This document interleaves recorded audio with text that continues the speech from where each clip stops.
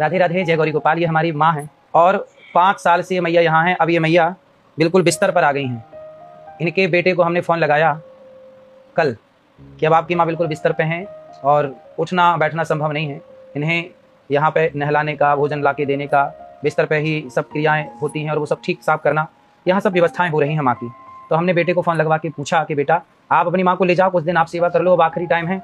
तो बेटे ने कहा कि अब फ़ोन लगाया है, आगे फ़ोन मत लगाना, माँ मर भी जाए तो फ़ोन मत लगाना, ऐसे बेटे ने कहा। अब बताइए, जिस माँ ने बच्चों को पाल पोस कर बड़ा किया, वही बेटे आज जब माँ को बच्चों की सबसे ज़्यादा ज़रूरत है तभी बच्चों ने माँ का साथ छोड़ दिया। आप ही पूछिए अपने आप से, क्या ये धर्म है?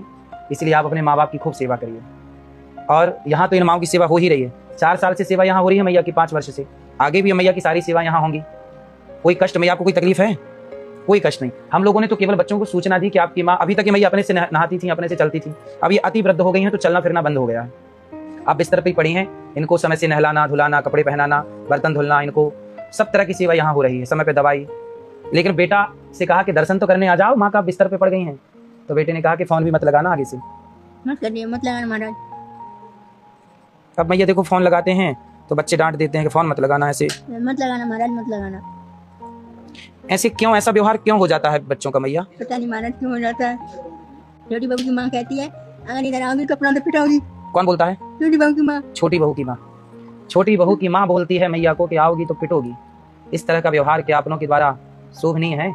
ऐसी बेसहारा माएँ जिनको अपना पुत्र ये कहता है कि हमें फ़ोन मत लगाना, मर जाएं तो भी, ऐसी ज़रूरतमंद माँओं की यहाँ सेवा होती है गौरी गोपाल में। और ये दास अनिरुद्ध इन माँओं का बेटा बनकर इन माँओं की सेवा करता है। हमें तो ये माँ बोझ नहीं लगती, आपसे भिक्षा मांग मांग कर इन माँओं की हम सेवा करते ही हैं, आगे भी करते रहेंगे।